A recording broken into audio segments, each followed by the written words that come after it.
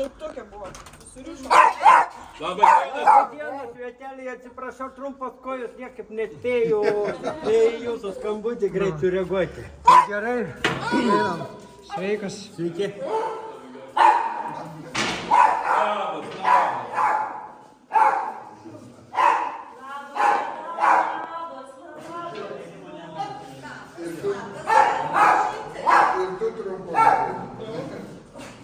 Prašom, užduosiu kiekvieną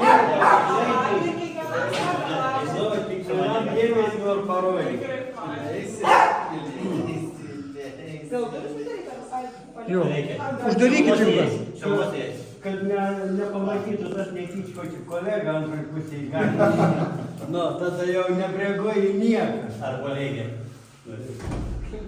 Įsiaiškint, kada jau arčiau prieina. Nu. Tai va čia mūsų Stanislovas, irgi kūrėjas, dabar jau baigė šiais metais bakalaurą, dabar magistrą, toliau mokos ir kūrė. Va. Kokius... Dirbu studentų. O tai kam reikėjo studijų? Tai kad nepriima dirbti. Čia akmenės, reikia aukštesnių mokslo.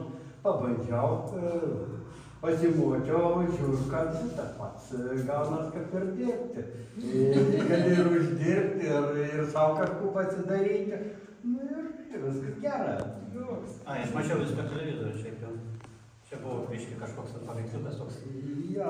Reikėtų slėpti. Va tenais va irgi gali... Ai, žiūrėk, pratrauk. Arons atsidengti, matyt, trais kartą. Ai, negu užtraukė mane. Tai jūs dabar jau į pornografiją pamatysit. Dabar atidari paveiksliukai. Kažkas pasinaudoja savitarną aš neatlikti. Nu, va čia, taip. Galima apžiūrėti. Prašom, kai jau turiu tą parodau, ko neturiu, nerodau. Čia yra savitarna, jeigu